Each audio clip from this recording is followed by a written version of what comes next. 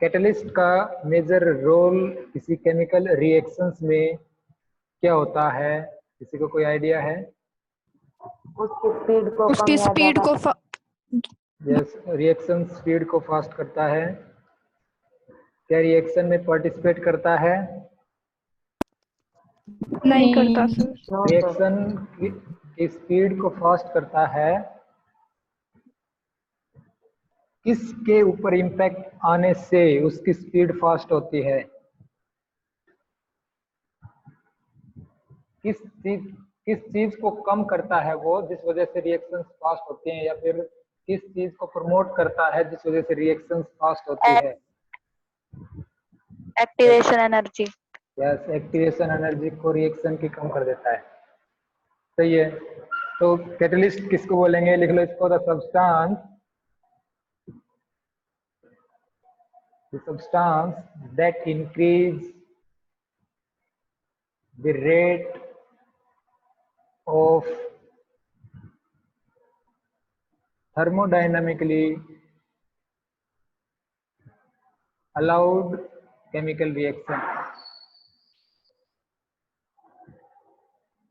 by lowering activation energy. Activation energy को कम करके वो रिएक्शंस के काइनेटिक्स को चेंज करता है, और काइनेटिक्स जो है रिएक्शन की जो रेट है उसको वो इंक्रीज करेगा। और इसको हम किससे पढ़ते हैं? K इज इक्वल टू हमारे पास है A e⁻⁻⁸ अरहेनियस इक्वेशन बोलते हैं। सही है। अगर डायग्राम में देखें, डायग्राम अगर प्लॉट करें इसका, तो रिएक्शन है इस टाइप से अगर प्रोसीड हो रही है, इस टाइप से कोई रिएक्शन प्रोसीड हो रही है, इस साइड में गिब्स एनर्जी है, पोटेंशियल एनर्जी भी लिख सकते हैं। गिब्स एनर्जी जो है, और उसको हम प्लॉट करें रिएक्शन कोऑर्डिनेट से, रिएक्शन कोऑर्डिनेट से प्लॉट करें, तो यहाँ पे रिएक्टेंट है, यहाँ पे हमारे पास प्रोडक्ट अवेलेबल है।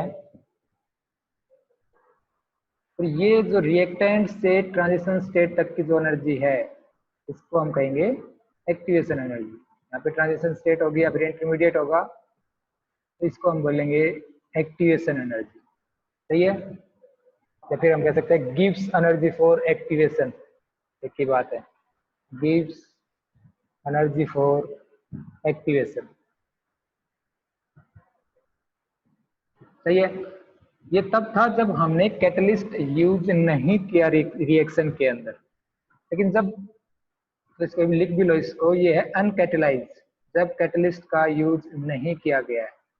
जैसे कैटलिस्ट का यूज करेंगे तो कैटलिस्ट उसी रिएक्शन को मल्टी स्टेप में करवाएगा, या फिर सिंगल स्टेप में भी करवा सकता है। डिफरेंट टाइप से वो उस रिएक्शन पे डिपेंड करेगा किस टाइप की वो रिएक्शन है, उसके बेस पे वो उसकी जो एक्टिवेशन एनर्जी है उसको चेंज करवाएगा।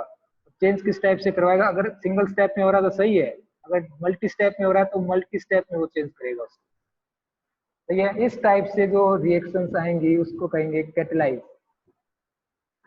कैटलाइज, फिर कैटलिस्ट का यूज किया गया, कैटलाइज हो गई ये रिएक्शन। तो ये कैटलिस्ट के यूज करने से जो पहले यहाँ पे हमें इतना एक्टिवेशन एनर्जी का यूज करना पड़ रहा था, यहाँ तक पहुंचने के लिए हमें इतनी एक्टिवेशन एनर्जी चाहिए थी, अब कैटलिस्ट के यूज करने के बाद वो सिर्फ हमें इतना अमाउंट चाहिए उस एनर्जी का। तो मल्टी स्टेप में भी करवा सकता है रिएक्शन, सिंगल स्टेप में भी। वो रिएक्शंस पे डिपेंड करेगा कि किस टाइप की वो रिएक्शन है। सही है। अब आप लोगों को एक किसी ने ये बताना है कि क्या कैटलिस्ट, जो ये कैटलिस्ट है, क्या जो रिएक्शन हो ही नहीं रही थी, अनफेवरेबल जो रिएक्शन थी, अनफेवरेबल जो रिएक्शन है, क्या उसको भी प्रोसीड करवा सकता है? या ऐसी रिएक्शंस जो पहले हो ही नहीं रही थी, क्या कैटलिस्ट के यूज होने के बाद वो रिएक्शन हो सकती हैं? कहने का मतलब ये है कि गिब्स फ्री एनर्जी जो चेंज है, गिब्स फ्री एनर्जी जो चेंज है, वो क्या वो रिएक्शन कैटलिस्ट चेंज, देखो Gibbs free energy for reaction, इसके लिखो Gibbs free energy for reaction जो है, क्या उसको कैटलिस्ट चेंज कर सकता है? रिएक्शन फेवरेबल है या फिर फेवरेबल नहीं है, अनफेवरेबल है, वो क्या बताता है? वो डेल्टा जी बताता है। हमने थर्मोडायनेमिक्स में लास्ट सेमेस्टर में पढ़ा है, डेल्टा जी बताता है कि रिएक्शन फेवरेबल अनफेवरेबल की जगह स्पॉन्टेनियस नॉन स्पॉन्टेनियस बोल सकते हैं उसको। तो कौन सा फैक्टर बताता है? डेल्टा जी बताता है रिएक्शन के लिए। अगर डेल्टा जी की वैल्यू नेगेटिव है तो रिएक्शन क्या होगी, और रिएक्शन अगर स्पॉन्टेनियस, पॉजिटिव है तो नॉन स्पॉन्टेनियस। सही है। अगर डेल्टा जी की वैल्यू वहाँ पे जो गिब्स फ्री एनर्जी चेंज जो है वो अगर नेगेटिव है तो हम कहेंगे कि वो रिएक्शन स्पॉन्टेनियस है, मतलब कि फेवरेबल है, पहले हो रही है वो रिएक्शन। अगर पॉजिटिव है तो हम कहेंगे कि नॉन स्पॉन्टेनियस है, रिएक्शन नहीं हो रही है। अगर जो रिएक्शन नहीं हो रही है उसमें अगर कैटलिस्ट का यूज किया जाए तो क्या रिएक्शन फेवरेबल हो सकती है?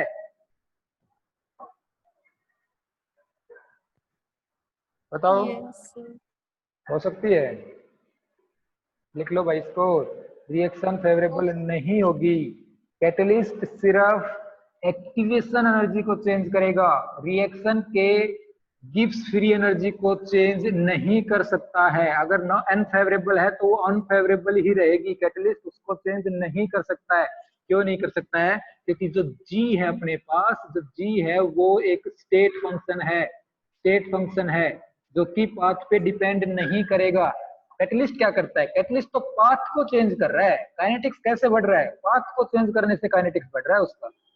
भाई यहाँ पे देखो, स्टार्टिंग वाली स्टेज भी वही है और फाइनल स्टेज भी वही है। कैटलिस्ट यूज किया उससे पहले भी और कैटलिस्ट यूज करने के बाद में भी स्टेट चेंज नहीं हुए हैं, लेकिन सिर्फ जो पाथ था जहाँ पे पहले हाइयर एक्टिवेशन एनर्जी की हमें जरूरत पड़ रही थी, अब कैटलिस्ट ने उस पाथ को चेंज कर दिया है, लोअर कर दिया है एक्टिवेशन एनर्जी को, लेकिन फाइनल स्टेज को वहां पे उसने चेंज नहीं किया।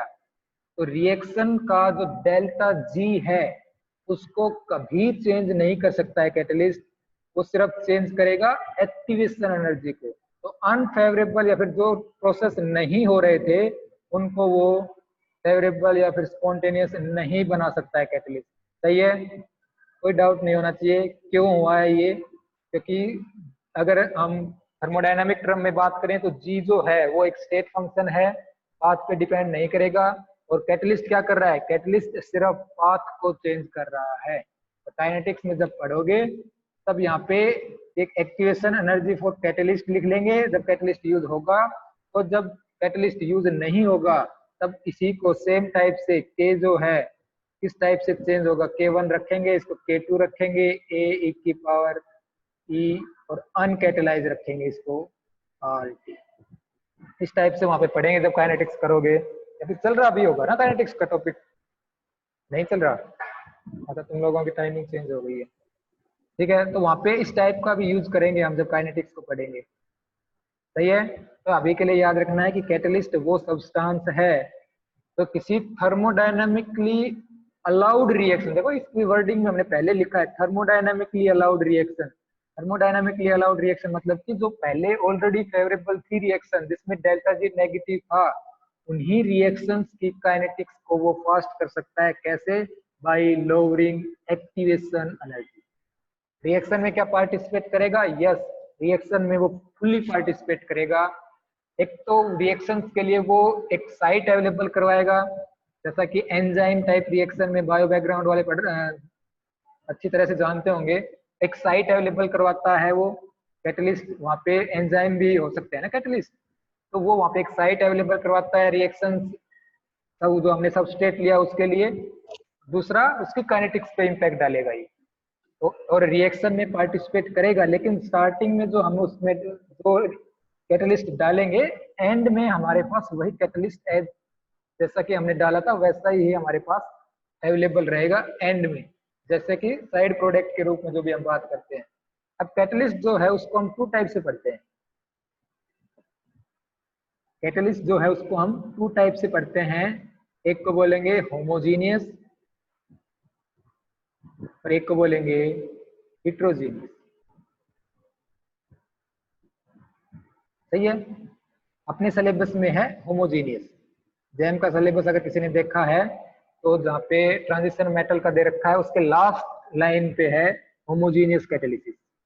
अब होमोजीनियस कैटालिसिस बहुत बड़ा है, अपने लेवल का ही करेंगे हम, अपने लेवल तक का करेंगे। बहुत लेंदी टॉपिक है होमोजेनियस कैटलिस्ट, क्योंकि हेटेरोजेनियस की अगर हम बात करें तो बहुत कम ऐसे कैटलिस्ट हैं जो हेटेरोजेनियस की तरह यूज किए जाते हैं। जैसे एग्जांपल फॉर देख लो, हेटेरोजेनियस कैटलिस्ट, ये अपना जिगलर नाटा वाला कैटलिस्ट जो था, क्या था, TiCl4 प्लस एल्यूमिनियम ट्राईथाइल, ये है एक heterogeneous catalyst.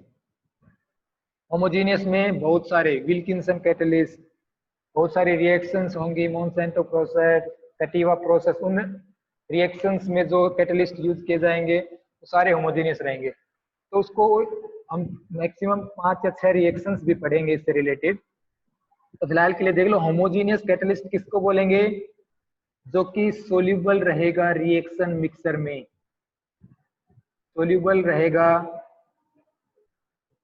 Soluble in reaction medium या फिर रिएक्शन मिक्सर। सही है। रिएक्शन मतलब कि जो हमारे पास रिएक्टेंट है जिस स्टेज पे, वो उसी स्टेज में कैटलिस्ट, और दोनों को जब मिक्स करें तो वहां पे हमारे पास एक होमोजेनियस टाइप वहां पे मिक्सर बने। मीन्स वो कंप्लीटली उसके अंदर रिएक्शन मिक्सर के अंदर या फिर रिएक्शन मीडियम में वो सोल्यूबल होना चाहिए। सही है। कंप्लीटली सोल्यूबल रहेगा, सोल्यूबल रहेगा रिएक्शन मीडियम में, हेटेरोजेनियस नहीं होगा, इनसोल्यूबल होगा, इनसोल्यूबल रहेगा इन रिएक्शन मीडियम। सही है। कहने का मतलब ये है कि जिस फेज में रिएक्टेंट है, जिस फेज में रिएक्टेंट है उसी फेज में कैटलिस्ट है, इन सेम फेज। मतलब अगर ये गैस है रिएक्टेंट तो कैटलिस्ट भी गैस होगा, अगर ये लिक्विड है तो वो भी लिक्विड होगा, और एक दूसरे के साथ होमोजेनियस टाइप मिक्सचर बनाएंगे वो। सही है। ऑपरेट करेगा लो टेम्परेचर पे, फंक्शन करेगा लो टेम्परेचर पे, लो टेम्परेचर पे फंक्शन करेंगे ये। और ये जो है हेटेरोजेनियस जो है ये हाई टेम्परेचर पे फंक्शन करेंगे, हाई टेम्परेचर। सही है।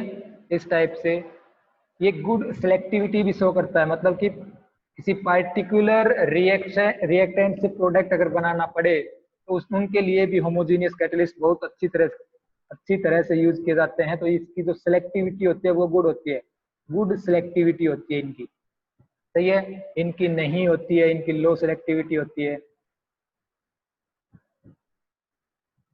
तो ये यहाँ तक तो सही था, ये फायदेमंद है, लो टेम्परेचर पे ऑपरेट कर रहा है, सिलेक्टिव भी है किसी पार्टिकुलर रिएक्शंस के लिए। लेकिन प्रॉब्लम कहाँ आती है, प्रॉब्लम आती है कि जैसे ही रिएक्टेंट से प्रोडक्ट बना और रिएक्शन मिक्सर में कैटलिस्ट भी अवेलेबल है और दोनों सेम फेज में अवेलेबल हैं, और अगर दोनों सेम फेज में अवेलेबल हैं तो जब प्रोडक्ट बन गया तो प्रोडक्ट को इस कैटलिस्ट से सेपरेट करना डिफिकल्ट है, क्योंकि दोनों के दोनों सेम फेज में अवेलेबल हैं।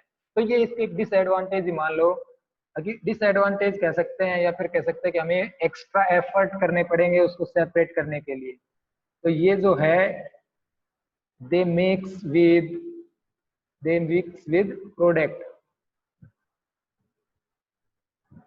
difficult to separate। सही है, डिफिकल्ट टू सेपरेट, क्योंकि दोनों के दोनों सेम फेज में अवेलेबल होते हैं। इसी टाइप से हेटेरोजेनियस जो है उनके लिए एडवांटेज है, क्योंकि सेम फेज में नहीं होते तो दोनों को आसानी से वहां पे हम सेपरेट कर सकते हैं, इजीली सेपरेट कर सकते हैं प्रोडक्ट से। सही है। तो इस टाइप से इन कैटलिस्ट को पढ़ेंगे अपने सिलेबस में। फिर रिपीट कर रहा हूँ, अपने सिलेबस में सिर्फ होमोजीनियस है। एग्जांपल लिख लो, Wilkinson catalyst, Wilkinson catalyst. Wilkinson catalyst का फॉर्मूला पता है? बताओ, विल्किंसन कैटलिस्ट का फॉर्मूला ये करवाया होगा ये तो। PS3 thrice PS3 thrice sodium तो क्लोरीन साथ में होगा ये। सही है। ये है विल्किंसन कैटलिस्ट। ऐसा ऑर्गेनोमेटेलिक कंपाउंड जिसमें मेटल और कार्बन के बीच में बॉन्ड अवेलेबल नहीं है, फिर भी ऑर्गेनोमेटेलिक कंपाउंड कहते हैं हम इसको। सही है। अब ये ऑपरेट कैसे करेगा, वो मेन चीज है। तो ये जो कैटलिस्ट होते हैं ये एक साइकिल में ऑपरेट करते हैं। जो भी जितने भी हम कैटलिस्ट पढ़ेंगे, कैटलिस्ट के रिएक्शंस पढ़ेंगे, ये एक साइकिल में ऑपरेट करते हैं, ऑपरेट इन साइकिल्स, और उन साइकिल को बोलेंगे कैटालिटिक साइकिल। कैटालिटिक साइकिल बोलेंगे उस साइकिल्स को। तो लिख लो, a catalyzed reaction occur in cycles। लिखो भाई, शाबाश, मैं लिखा हूं, लिख लो, एक catalyse reaction occurs in cycles called catalytic cycles।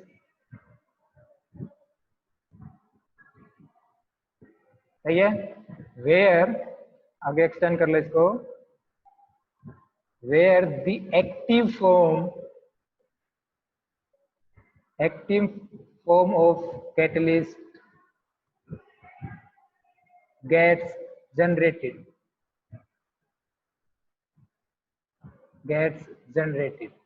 सही है। स्टार्टिंग में जो हम यूज करेंगे, जरूरी नहीं है कि रिएक्शंस में वही फॉर्म उसकी यूज की जाए।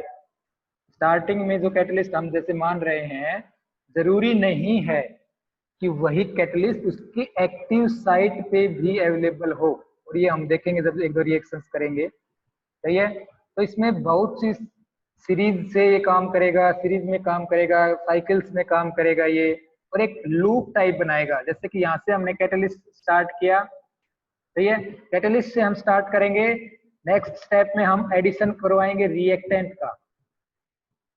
सही है। और हमारे पास लास्ट स्टेप में, बहुत सी साइकिल के बाद, ये लास्ट स्टेप में क्या होगा कि इस साइड से प्रोडक्ट तो बाहर निकल जाएगा, और हमारे पास वहां पे जहां से स्टार्ट की थी साइकिल कैटलिस्ट से, हम उस कैटलिस्ट पे ही वापस पहुंच जाएंगे। तो ये एक लूप होगा, ये एक साइकिल का एक लूप होगा जिसमें ये रिएक्शंस प्रोसीड करेंगी, और इसको बोलेंगे, ये एक क्लोज लूप है भाई, क्लोज लूप होगा। और इसको हम काउंट करेंगे किसमें, टर्न ओवर में। एक वर्ड यूज किया जाएगा, turn over. Turn over describe करेगा कैटालिटिक साइकिल एक लूप में किस टाइप से हो रही है। तो टर्न ओवर को लिख लो, इसको डिफाइन कैसे करेंगे। Turn over describe one loop through catalytic cycle. सही है। अगर किसी साइकिल के अंदर स्लोएस्ट स्टेप भी है तो उस स्टेप को कहेंगे टर्न ओवर लिमिटिंग स्टेप। लिख लो इस बात को। अगर किसी साइकिल में अगर हमारे पास कोई स्लोएस्ट स्टेप है, स्लो स्टेप अगर है, तो उस स्टेप को हम बोलेंगे टर्न ओवर लिमिटिंग स्टेप। एक एक वर्ड इंपॉर्टेंट है, इसको किसी को भी ऐसे नजरअंदाज मत कर देना। एक एक शब्द इंपॉर्टेंट है, पूछ लेगा टर्न ओवर लिमिटिंग स्टेप कौन सा है, टर्न ओवर नंबर कैसे निकालते हैं, टर्न ओवर फ्रीक्वेंसी की बात करेंगे अभी हम। तो टर्न ओवर लिमिटिंग स्टेप वो स्टेप होगा जो उस कैटालिटिक साइकिल में स्लोएस्ट स्टेप होगा। और आप लोगों को पता होगा कि रिएक्शन काइनेटिक्स जो है वो स्लोएस्ट स्टेप पे ही डिपेंड करती है। तो ये तो इंपॉर्टेंट टर्म हो गई अपने लिए, टर्न ओवर लिमिटिंग स्टेप। इसके ऊपर जो रिएक्शन की काइनेटिक्स है वो इसके ऊपर डिपेंड करेगी। तो टर्न ओवर नंबर नेक्स्ट लिखो, turn over number. Turn over number एक टर्म यूज की जाएगी, टर्न ओवर नंबर, TON से भी लिख सकते हैं इसको। टर्न ओवर नंबर कैसे डिफाइन करेंगे? टर्न ओवर नंबर जो है वो हम निकाल सकते हैं कैसे, कितने मोल्स हमने रिएक्टेंट के यूज किए, मोल्स ऑफ रिएक्टेंट हमने यूज किया, अपॉन कितने मोल्स वहां पे कैटलिस्ट का यूज हुआ, moles of catalyst. Moles of catalyst into हम करेंगे कि कितनी परसेंटेज यील्ड हमें मिली है प्रोडक्ट की, ऐसे निकालेंगे टर्नओवर नंबर। सही है। टर्नओवर नंबर कैसे कैलकुलेट करेंगे, हमें दे रखा होगा कि हमने इतने मोल्स रिएक्टेंट लिया भाई, इतने मोल्स कैटलिस्ट वहां पे कंज्यूम हो गया, और जब लास्ट में हमने प्रोडक्ट देखा तो हमारा प्रोडक्ट इतने परसेंट बना, उससे हम निकालेंगे टर्नओवर नंबर। सही है। तो इसको हम डिफाइन भी कर सकते हैं टर्नओवर नंबर को। टर्नओवर नंबर जो है इसको हम अगर डिफाइन करें, इसको हम डिफाइन करेंगे कि the absolute number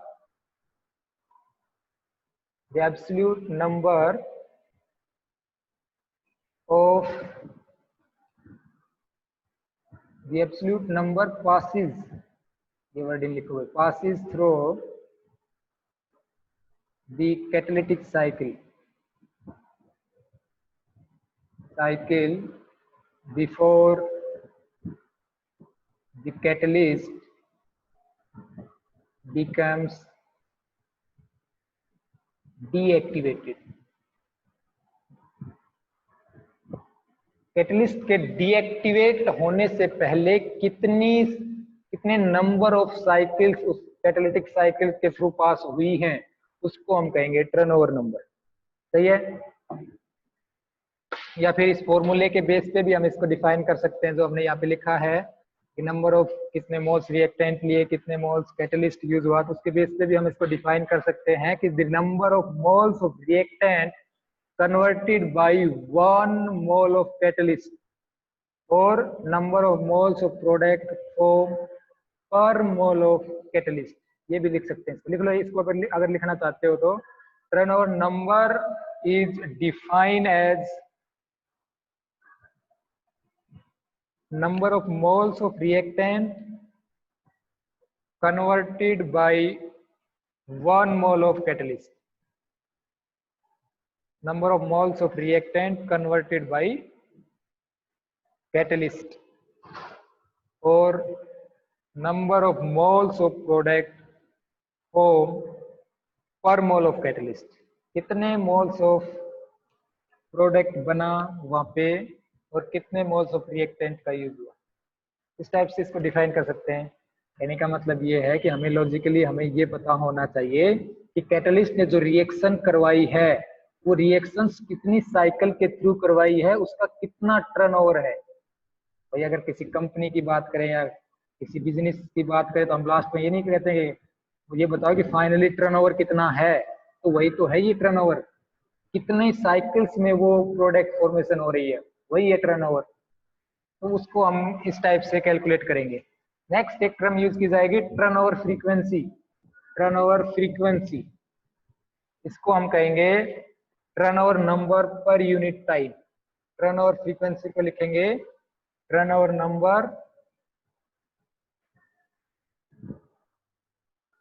number per unit time,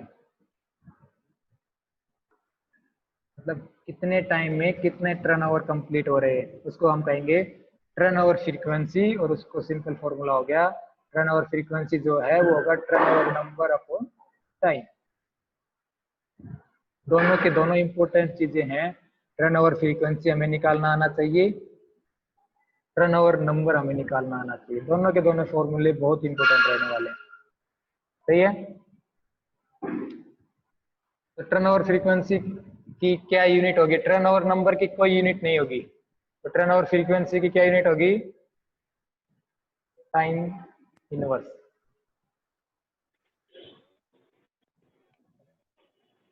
सही है, टाइम इनवर्स।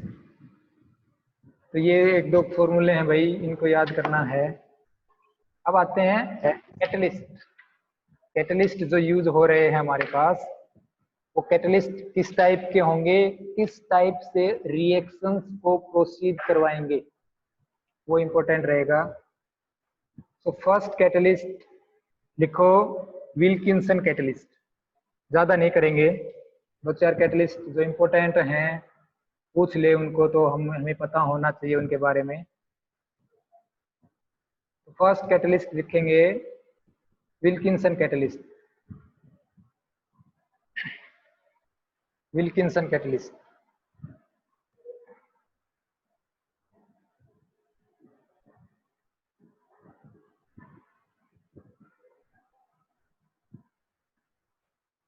फॉर्मूला अभी हमने लिखा था, रोडियम मेटल के साथ PPS3 थ्राइस एंड क्लोरीन। किसके लिए यूज किया जाएगा? Hydrogenation of alkyne, hydrogenation of alkyne. Alkyne system होगा कोई हमारे पास इस टाइप का, विल्किंसन कैटलिस्ट डालेंगे उसके ऊपर।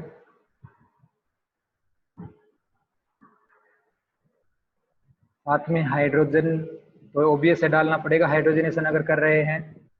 रिएक्शन प्रोसीड करेगा और प्रोसीड करने के बाद हमें वहां पे डबल बॉन्ड की जगह सिंगल बॉन्ड मिलेगा।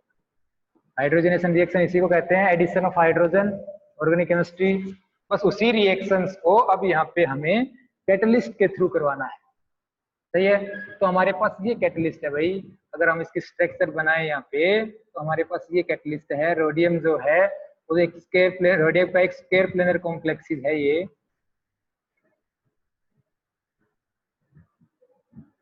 और यहाँ पे क्लोरीन है, यहाँ पे PPS3 है।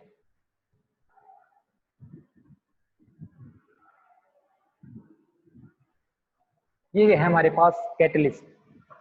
अब देखो हमारे पास अल्कीन सिस्टम हो सकता है, कोई भी अल्कीन सिस्टम हो सकता है। ये नहीं है कि किसी पार्टिकुलर के लिए करवाएंगे। तो हम यहाँ पे इस रिएक्शन में इस टाइप का एक अल्कीन यूज करेंगे, RCS डबल बॉन्ड CH2। ये अल्कीन है कोई जर्नल, हमें इसका रिएक्शन करवानी है और कैटलिस्ट के थ्रू इसका हाइड्रोजनेशन करना है। कहने का मतलब ये है कि हाइड्रोजन ऐड करवाना है इस डबल बॉन्ड के ऊपर। तो हाइड्रोजन को जब ऐड करवाएंगे इस मॉलिक्यूल के अंदर, तो इस कैटलिस्ट के थ्रू जब ये रिएक्शन होगा तो इस रिएक्शन में हमें कैटलिस्ट के साथ पहले या तो रिएक्टेंट को लगाओ या फिर हाइड्रोजन को लगाओ। भाई वही तो है रिएक्शन सेंटर हमारे पास। तो यहाँ पे क्या होगा, फर्स्ट स्टेप में क्या होगा, फर्स्ट स्टेप में हम यहाँ पे हाइड्रोजन का एडिशन दिखाएंगे, यहाँ पे एडिशन दिखाएंगे हाइड्रोजन का। सही है, तो जब हाइड्रोजन का एडिशन दिखाएंगे तो हाइड्रोजन अगर जुड़ा हुआ है एक दूसरे एटम से, HH अगर जुड़े हुए हैं तो इस टाइप का सिस्टम है। तो अब ये सिस्टम जब इस पे ऐड होगा तो ये एक ही साइड से ऐड हो सकता है। ये नहीं है कि भाई ये हाइड्रोजन जो है, एक हाइड्रोजन एटम जो है वो दूसरी साइड से आ जाए और दूसरा हाइड्रोजन एटम वो दूसरी साइड से आ जाए। हमने बात की थी रिएक्शन मैकेनिज्म की। अब हमने मेटल कार्बोनिल के केस में रिएक्शन मैकेनिज्म की बात की थी, आप लोगों को याद हो तो। हमने वहां पे मैकेनिज्म को 2 टाइप से बताया था, एक एसोसिएटिव और एक डिसोसिएटिव। सही है, और एक इंटरचेंज, थर्ड जो टाइप थी। अब मुझे ये बताओ, अब अगर हमारे पास ये कैटलिस्ट है, विल्किंसन कैटलिस्ट है, हमें इसके ऊपर एक लिगेंड ही हो गया। ये लिगेंड को अगर एडिशन करवाना है, रिएक्शन किसके थ्रू जाएगी, एसोसिएटिव या डिसोसिएटिव?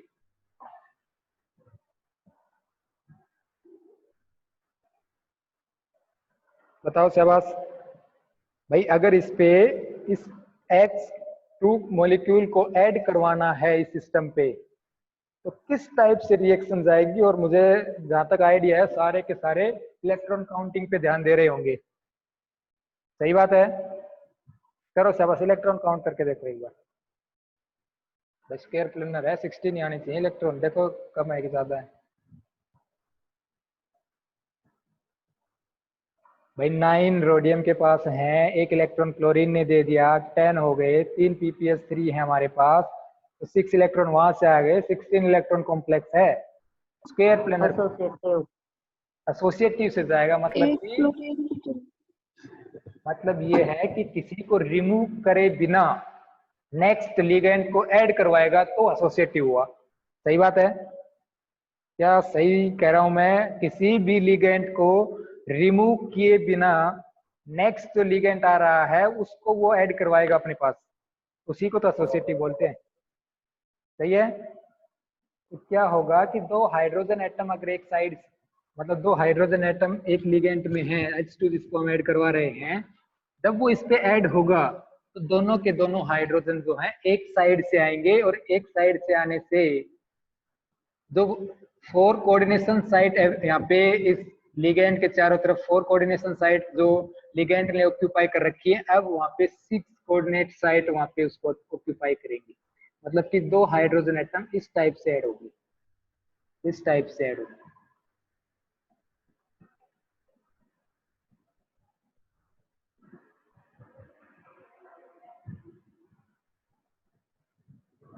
सही है। देखो क्या डिफरेंस हुआ है, ये स्क्वायर प्लेनर कॉम्प्लेक्स था,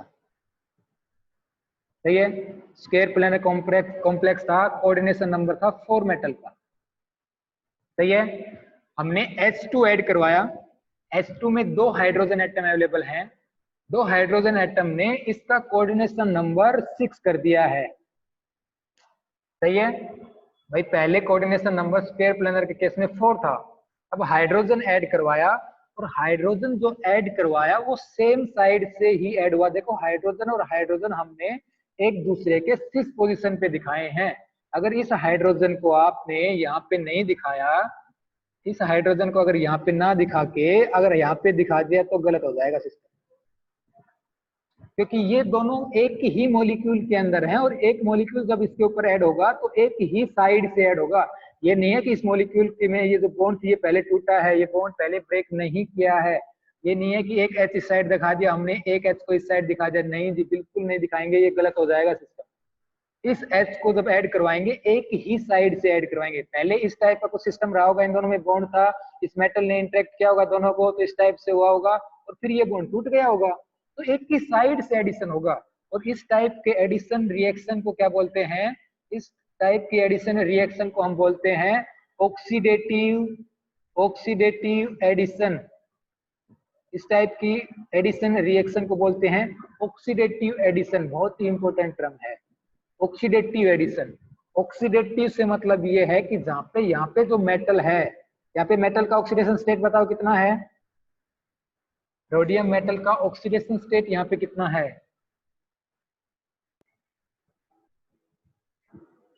बताओ शाबाश, ऑक्सीडेशन स्टेट कितना है। ये लिगेंड तो हमारे पास न्यूट्रल वाला लिगेंड है, सही है, यही तो है एक लिगेंड जो नेगेटिव फॉर्म में है। तो मेटल पे ऑक्सीडेशन स्टेट क्या है, +1। यस +1, बोल के नहीं रहे फिर, +1 है। अब यहाँ पे बताओ, अब यहाँ पे मेटल पे ऑक्सीडेशन स्टेट क्या हो गया,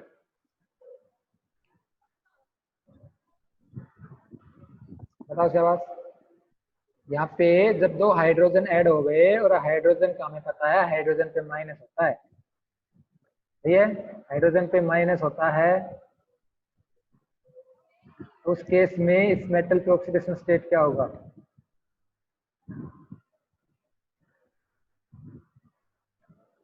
इजीली फाइंड आउट कर सकते हैं जैसे कि हमने यहाँ पे किया, +3। यस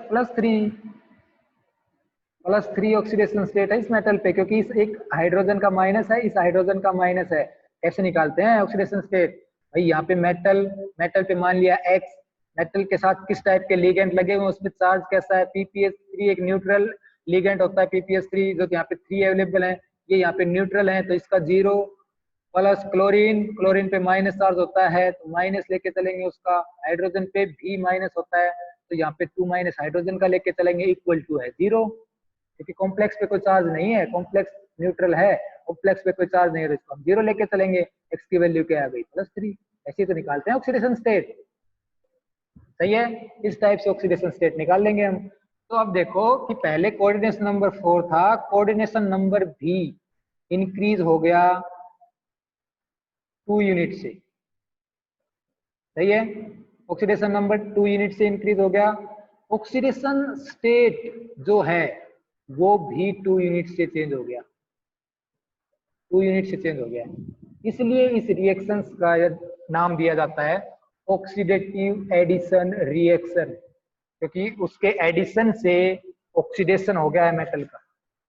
तो ऑक्सीडेटिव एडिशन रिएक्शन की अगर कोई जर्नल प्रॉपर्टीज पूछे तो ये सिंपल हमें पता होना चाहिए कि ऑक्सीडेटिव एडिशन रिएक्शन में जब लिगेंड को ऐड करते हैं तो मेटल का कोऑर्डिनेशन नंबर 2 यूनिट से इंक्रीज करता है और मेटल का ऑक्सीडेशन स्टेट भी 2 यूनिट से ही इंक्रीज करता है।